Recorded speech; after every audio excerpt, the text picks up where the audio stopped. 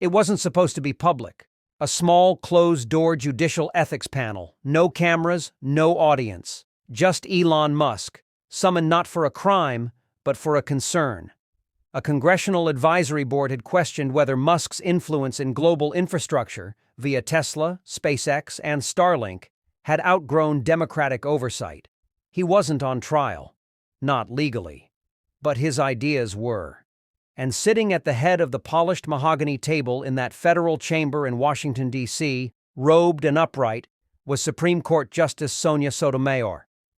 It wasn't the first time Elon had been interrogated. He'd faced armies of journalists, angry shareholders, and even the wrath of Wall Street. But this felt different. Here, truth didn't matter as much as perception. Musk arrived in a slate-gray suit, his expression calm but unreadable. A single silver pen lay in front of him. No phone, no assistant. He didn't need either. The room was filled with silence until the door shut behind him. Then the sharp voice of Judge Sotomayor cut through the air. "Mr. Musk," she said, glancing over her glasses, "do you understand why you're here?" "Yes," Elon replied, hands folded. "Because I've built too much, too fast for a system that moves too slow." There was a long pause. A senator in the corner cleared his throat. Sonia didn't flinch. "Your arrogance is staggering," she said coolly. "You act like laws are suggestions and democracy is your personal playground." Elon raised an eyebrow but didn't speak. He was used to insults. But what came next was different. "You're not a genius," Sotomayor added, her voice sharp. "You're reckless. You're reckless and frankly a little stupid. You're playing God with satellites and chips and rockets, and no one tells you no because you charm them." The room held its breath. For the first time in the meeting, Elon moved, slowly, deliberately. He reached out and tapped the table once with his index finger. Then again, harder, and on the third time, he slammed his palm flat against the table. The sound echoed like thunder. "Enough," he said, voice deep and steady. "You may not like how I think. You may not like what I've built. But calling me stupid, that's where you lose your credibility." He leaned forward, locking eyes with her.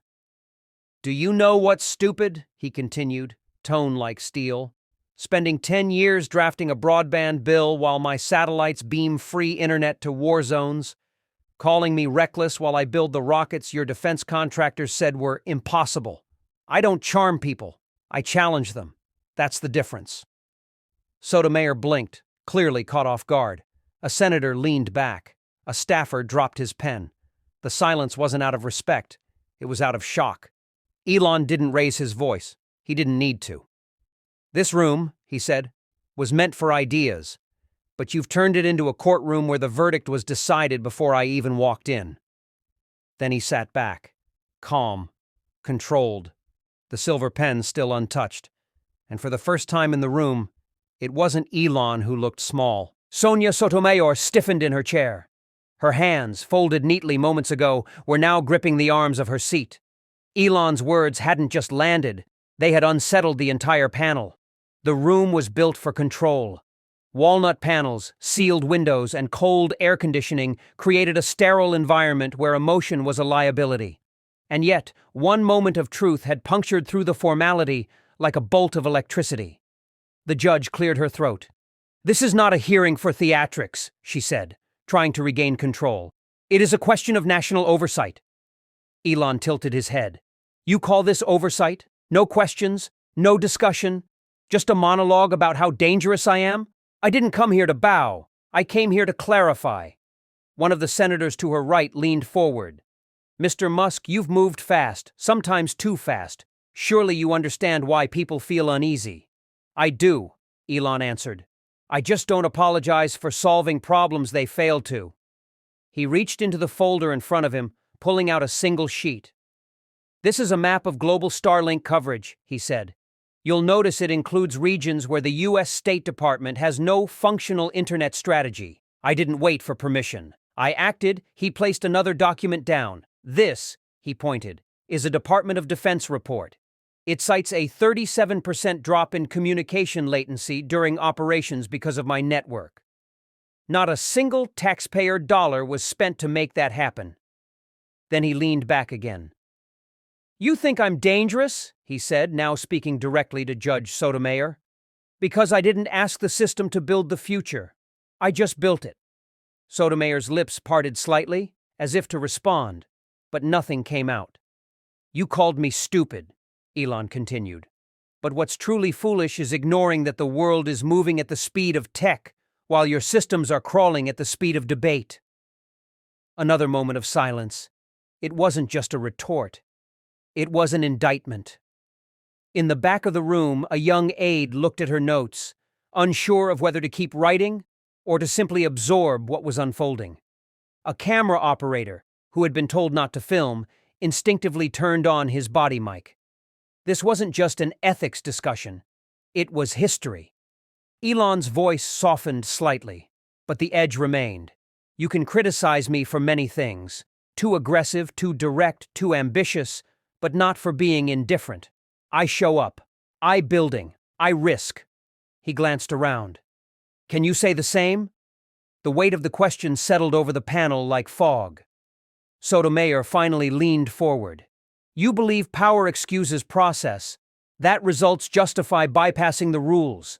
That's where we differ." Elon nodded. I believe results show the rules are broken." The room froze. The remark wasn't shouted. It wasn't dramatic. But it cut deeper than anything said before. In that moment, Elon wasn't the disruptor. He was the mirror, reflecting back a system too comfortable with its own stagnation. A senator to the left slowly pushed his notepad aside. For the first time, he didn't have a follow-up. And Elon, without touching his pen, looked back toward the door. He hadn't come to fight. He'd come to expose. And now, they knew it. Outside the chamber, word had already begun to spread. A staffer's text, hastily written but sharp. "Musk just shut her down! Whole room shook!" was now circulating through Washington's digital veins. Inside, the air had grown heavier, not tense from conflict, but thick with revelation. Sonia Sotomayor, to her credit, didn't retreat. She straightened her shoulders and placed both hands on the table as if to anchor herself. "Mr. Musk," she said, quieter now but still composed. "Progress doesn't excuse accountability. The Constitution wasn't written for convenience." Elon didn't blink. "Neither was it written to stall innovation," he replied. "We built this country with risk-takers, with people who dared to push the line, not protect it." His voice was steady, but there was fire beneath the surface.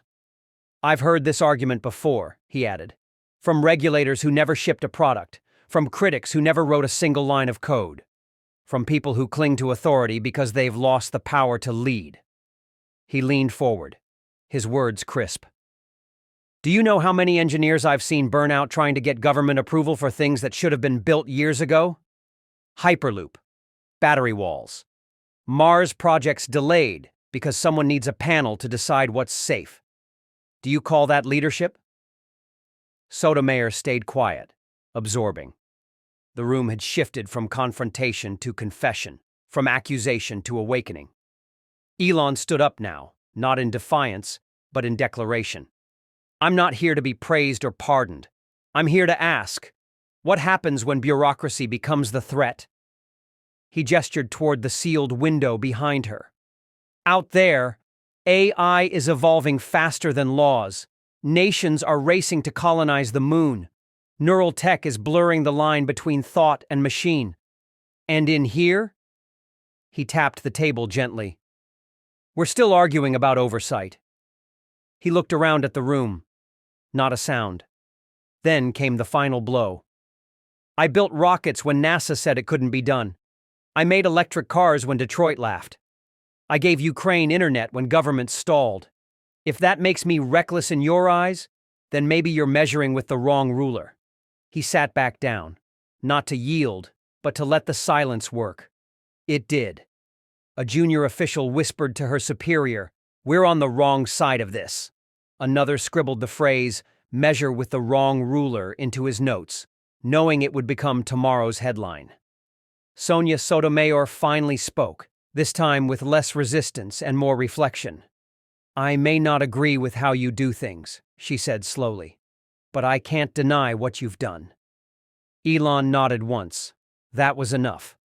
Because now the room wasn't just full of opposition. It was full of doubt. About a system built to guide the future but unable to keep up with the one already arriving. And that was the moment everything truly changed. The media hadn't even waited for the hearing to end. Screens across the country flashed headlines. Elon Musk versus Justice Sotomayor. Sparks fly in courtroom drama. Musk slams table. America listens. But inside that courtroom, there was no sound but the hum of reality settling in. Judge Sonia Sotomayor leaned back in her chair, visibly wrestling with the weight of the moment. She had faced senators, activists, and foreign dignitaries. But this was different. Elon wasn't just a businessman, he was a cultural force. And she had just tried to reduce him to a headline. Elon, she began again, abandoning formality. Even if I accept that you're not reckless, what gives you the right to act above the institutions designed to protect the public? He tilted his head slightly, as if her words didn't sting, but pressed. I don't think I'm above the law, Elon answered, calm but unwavering. I think I'm running ahead of it, and the gap between those two is where progress either dies or demands change. His tone wasn't arrogant now. It was heavy with warning. We're living in a time where innovation moves in months, but regulations take decades. The system was built in the 20th century. I'm working on the 22nd. Gasps, not of disagreement, but of realization. He stood once more, not out of disrespect, but because the moment demanded posture. There are children coding artificial intelligence in basements, farmers flying drones to water crops, teenagers building startups in VR. We are no longer a nation waiting for permission to dream. His voice rose, steady and passionate. But while all of that happens out there, here, in this courtroom, we still question whether it's legal to put a chip in someone's brain if it might help them walk again. He turned directly to the judge. You call that safety. I call it stagnation. Sotomayor's lips parted to respond, but she paused. Something in her eyes shifted, not concession, but contemplation. And that's when Elon reached into his coat pocket and gently placed a folded piece of paper on the table. It was a letter from a father of a paralyzed veteran who had walked again using Neuralink's experimental tech. No FDA stamp. No long-term study. Just a desperate hope. And a breakthrough that defied process. Elon didn't read it aloud. He didn't need to. Instead, he looked around the room. You wanted proof I care about people more than machines? He tapped the letter softly. There it is. The courtroom was frozen. Cameras clicked. Reporters leaned forward. Even the bailiff, who'd remained impassive for most of the session, now looked visibly affected. Judge Sotomayor finally lowered her gaze to the letter. For a long moment, she said nothing. Then she whispered, just loud enough for the room to catch. I didn't expect this. Elon sat back down, his voice a final whisper. No one ever does. The letter on the table lingered like a silent verdict. Judge Sonia Sotomayor stared at it. Her fingers curled around the edges of her bench.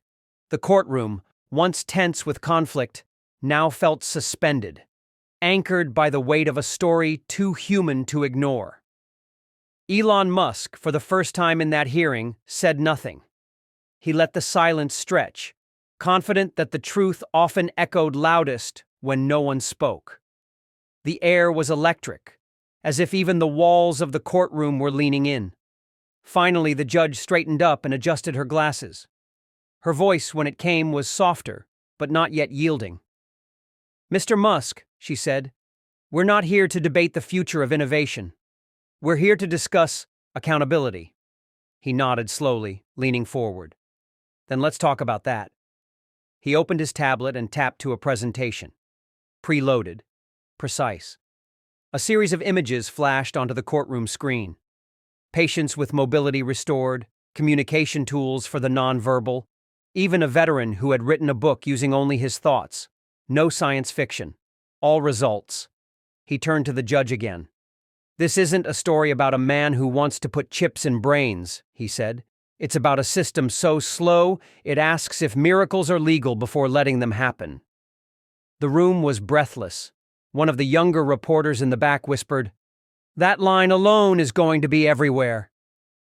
Elon continued, but now his tone was different. Not adversarial, but urgent. "I'm not asking you to bend the law," he said. "I'm asking you to let the law evolve, to make room for courage." Judge Sotomayor's brows furrowed, not in skepticism but reflection.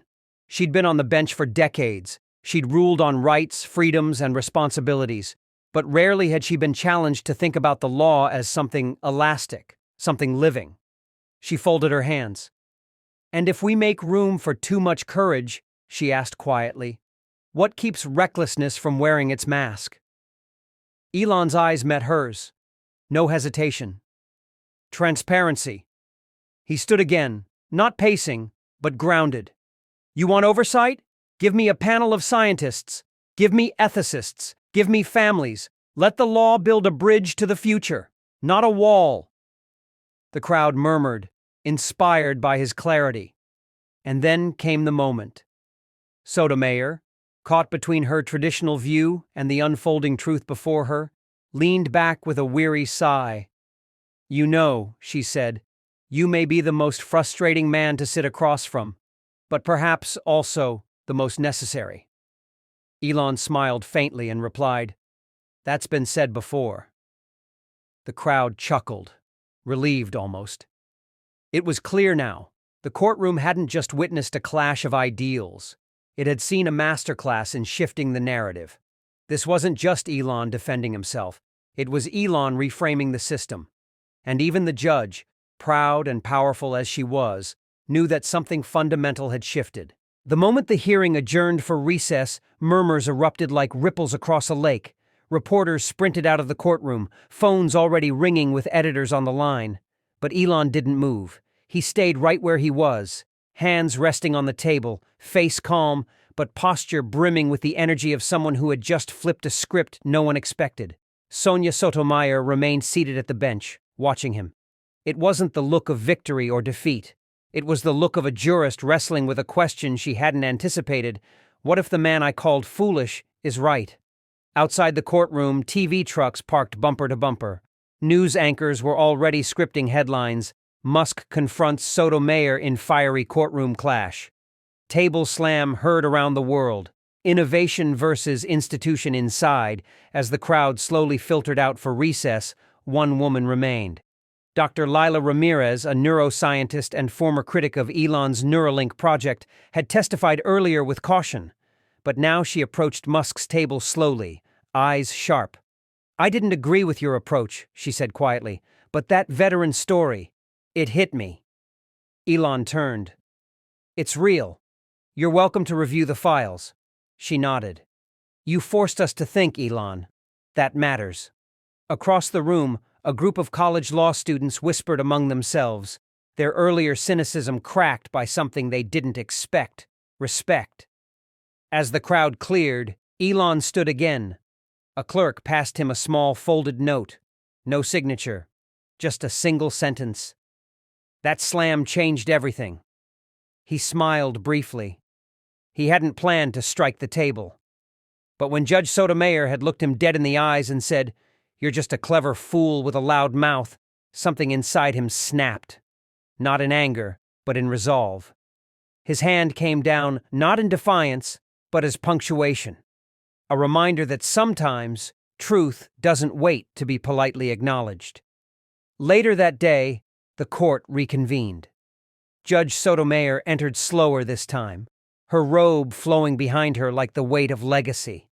But something had changed in her tone, no longer clipped, no longer sharp, just attentive. "Mr. Musk," she said, "I've reviewed your full testimony. Your evidence, your risks. I won't lie. Your methods still alarm me." Elon nodded. "They should. All revolutions should." A soft smile flickered at the corners of her mouth. "And yet," she continued, "some part of me wonders if what you're pushing for isn't chaos, but clarity." That line struck the room. The once divided gallery now leaned in with unified curiosity. Were they watching history pivot in real time? Then she did something no one predicted. She reached for the wooden gavel, and paused. "This court," she said, "must not fear forward motion. We will appoint a neutral scientific advisory panel to evaluate this initiative further, but we will not ban it." Gasps. Elon blinked, not in triumph, but in recognition of the shift. Sotomayor glanced up. "And for the record," she said, "I still think you're reckless." "But stupid? I retract that." Laughter broke the room. Controlled, but meaningful. And as Elon sat down, he whispered, almost to himself, "I wasn't fighting for me. I was fighting for what's next." By the time court recessed for the evening, the nation was already watching. News outlets from both sides of the political divide blasted headlines across the screen, some praising Elon Musk as a revolutionary underdog, others warning of his growing influence in a world already buckling under the pressure of rapid change. But Elon? He didn't seem interested in either. As he exited the courthouse, his team trailing behind him, dozens of reporters crowded near the steps, bombarding him with questions. "Mr. Musk, did Judge Sotomayor's remarks offend you? Was the table slam intentional? Are you going to appeal the panel decision?" Elon paused at the top step, his eyes scanning the crowd, not with arrogance, but with calculation. "I wasn't offended," he said into the sea of microphones. "I was underestimated. There's a difference." That line echoed across X within seconds. Underestimated Musk versus Sotomayor table slam. The moment had become more than a courtroom event. It was a cultural fault line. That evening, on a late-night political panel show, the clip of Judge Sotomayor retracting her insult played on loop. Analysts debated the ramifications. A conservative commentator declared, "You just witnessed the most reluctant endorsement of Musk's vision by a liberal icon." A progressive anchor replied, "She didn't endorse anything, she just realized she couldn't dismiss him." But something deeper was at play. In homes across the country, young entrepreneurs, inventors, and students watched Elon's composure under fire and saw a version of themselves, unpolished maybe, but bold, restless, and unwilling to bow just because someone in power said, "Sit down." Back at Elon's temporary residence, his top aide handed him a sealed envelope. No return address. Inside, a short, handwritten note. "I've served in this system for 35 years. Today I saw it shake, for the right reasons. Retired judge, initials." J.H. Elon didn't smile, but his fingers tightened around the paper, tucking it into his blazer's inner pocket. Across town, Judge Sonia Sotomayor sat in her private office, the lights dimmed, her courtroom robe folded neatly beside her. She replayed the audio of the session, not the formal transcript, but the raw feed. She stopped at the part where she'd said, "Stupid," her voice cutting through the quiet like a blade. She stared at the screen. "I lost my footing," she whispered to herself. Her clerk knocked lightly. "You okay, Judge?"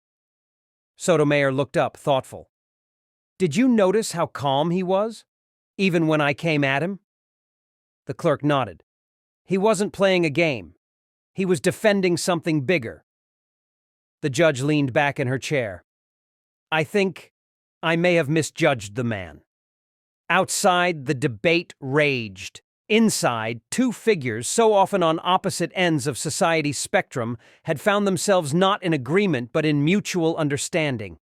Elon didn't want to win a battle of egos. He wanted a space to be heard, and now that space had been opened, not with rage, not with chaos, but with a single, thunderous slam of the table that forced even the highest seat in the room to listen. The next morning, the city buzzed with aftermath. Every major news outlet led with one word: unprecedented. For decades, courtrooms had been sacred ground, stoic, procedural, immune to the theatrics of public figures. But Elon Musk had just shattered that illusion with one calculated move. The slam of his hand had done more than make noise. It had rewritten the rules. At SpaceX headquarters, engineers gathered around break room monitors replaying the footage. At Tesla, an intern clipped the moment and added subtitles.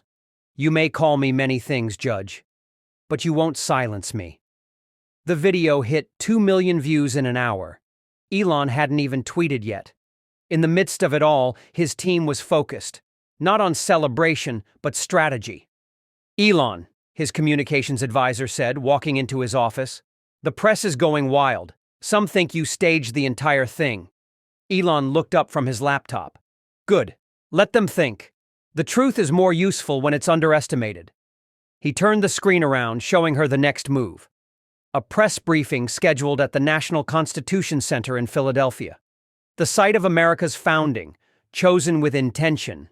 This isn't just about me, Elon said. It's about reminding them that innovation doesn't require permission. Meanwhile, across Washington, Judge Sonia Sotomayor sat in a private Judiciary Committee session, one requested by her, unprompted. Colleagues, she began, I need to clarify something. The room quieted. Several judges looked at her with thinly veiled curiosity, others with concern. She continued. Yesterday, I let personal frustration breach judicial integrity. I insulted a man before hearing his full argument. That is not who I am. A moment of silence followed. Then, a federal circuit judge leaned in. Are you saying he had a point? Sotomayor didn't flinch. I'm saying I failed to listen. That's more dangerous than being wrong. Across social media, the tone began to shift. Influencers and analysts from all sides began sharing the moment not as a Musk vs. Sotomayor story, but as a symbol of what happens when systems clash with unpredictable minds. By sunset, Elon stood behind a podium draped in the stars and stripes, the Constitution Center behind him. I didn't slam that table because I lost my temper, he began. I slammed it because I refuse to live in a society where innovation is dismissed as arrogance and dissent is labeled as stupidity. The crowd, initially quiet, broke into applause. My ideas may not always fit your comfort zone, but I'm not here for comfort. I'm here for progress. And if that progress threatens the old way of thinking, so be it. He paused, scanning the room. Yesterday, a judge called me stupid. But today, the people get to decide who's really paying attention. Reporters scrambled to transcribe. Networks cut in live. X exploded with tags. Number Elon responds, number table slam was just the start. Number listen to innovation and Judge Sotomayor. She watched the speech alone from chambers, her face unreadable, her hands folded. But when Elon finished, she whispered, well played. That evening, Elon Musk sat alone in his California home, watching the waves roll in beyond the wide glass panels that framed his living room. The ocean always calmed him. Tonight, it didn't. His phone buzzed nonstop, notifications from every direction. Politicians, entrepreneurs, everyday Americans. Some praised him, some mocked him, but none could ignore him. He scrolled through the trending topics. Number Elon was right. Number innovation vs. institution. Number the system shook. Among them was a poll run by a major news outlet. Who represents the future of America's direction, Musk or the bench? Over 74% had voted for him, and it had only been live for 4 hours. His chief legal advisor, Nadine, appeared on his screen via video call. Elon, the press conference changed everything, she said. CNN is spinning it as you undermining judicial authority, but Fox and even some centrists are calling it a defining moment for civil liberty and tech freedom. I don't care about networks, Elon replied flatly. I care about impact. She paused. There's more. The Judiciary Oversight Board just sent a private request. They want a closed-door dialogue. They won't say it, but I think they're worried. Elon leaned back, thoughtful. Then let them be worried. Across the country, Americans began engaging in a national conversation. College campuses debated whether Musk's outburst was justified or reckless. High school civics teachers paused their regular curriculum to ask students, when does challenging power become civic duty? But perhaps the most unexpected twist came from an unlikely source. The morning after the speech, Sonia Sotomayor published a rare op-ed in the New York Times titled, When the Gavel Fails to Listen. In it, she didn't retract her insult, but she did offer something more powerful. Mr. Musk did not insult me back. He didn't raise his voice until he felt he had to. That distinction matters. It reminds us, even those who challenge institutions should be heard, not dismissed, especially when their dissent points to our blind spots. The country went still. Critics didn't know how to spin it. Supporters reposted it everywhere. Even Elon, known for sarcasm, retweeted it with a simple 3-word comment. "Well said, Judge." It was the moment that shifted everything. What began as a courtroom clash had become a constitutional debate. News anchors revisited the footage of the table slam. Analysts broke down his words like scripture. And young innovators, especially those from marginalized backgrounds, felt a surge of confidence. If Musk could stare down the highest court and still be heard, maybe their ideas wouldn't be laughed out of the room. In one New Jersey tech incubator, a teenage engineer named Tasha whispered to her mentor, "Elon didn't just speak for himself. He spoke for all of us who've been told we're too young, too bold, or too much." Back in California, Elon closed his laptop and looked toward the waves again. This time, he smiled. He knew something rare had happened. He hadn't just won an argument. He'd shifted the axis of the conversation, from who holds power to who dares to speak. Days after the dramatic courtroom moment, the impact hadn't waned. It had deepened. Elon Musk found himself walking through the Capitol's side entrance, not for a tech hearing, but for a private bipartisan summit requested by both Democratic and Republican senators. The purpose? A serious discussion on judicial overreach and the line between accountability and intimidation. Senator Blake Rollins, a centrist from Ohio, greeted Elon in the hallway. "You didn't just speak for yourself in there," Rollins said, shaking his hand. "You spoke for every citizen who's ever felt silenced by the system. We may not agree on everything, but that took courage." Elon nodded, not out of pride, but purpose. Inside the hearing room, staffers whispered as he entered. Not because he was famous, because he had shifted something sacred. They all knew it. Judge Sonia Sotomayor wasn't present, but her op-ed still lingered in the air like a shadow. Her words, unexpectedly reflective, had tempered even the harshest critics. Instead of doubling down, she had opened a door. Across the country, grassroots movements sprang up overnight. Hashtags like Dare to Speak, Elon Effect, and Not Above the People surged.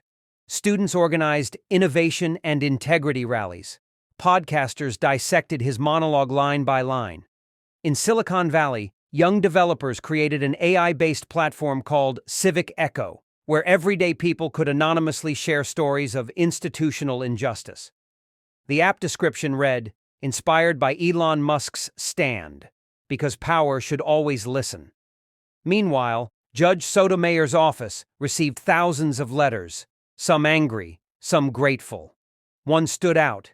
It was handwritten from a young mother in Kansas whose child had been penalized by a school administrator for expressing his beliefs. The letter read, "Thank you for eventually listening. That's what we ask. Just listen." Elon returned home to a mailbox overflowing with letters. One caught his eye. It was a postcard with a hand-drawn gavel cracked in half. On the back it read, "They can judge you, but they can't mute you." Even in late-night comedy, the moment found its place. A skit recreated the courtroom clash, but instead of mocking Elon, it celebrated him, portraying him as the unlikely voice of grounded defiance in a world of powdered wigs and deaf ears. And yet, through all the attention, Elon remained focused. In an exclusive interview with a major outlet, he said plainly, "I didn't want to fight. But when you're insulted by someone who represents justice, you either walk out or you push back. I chose to push back, not to defend myself, but to defend the principle that truth isn't a threat, it's a necessity."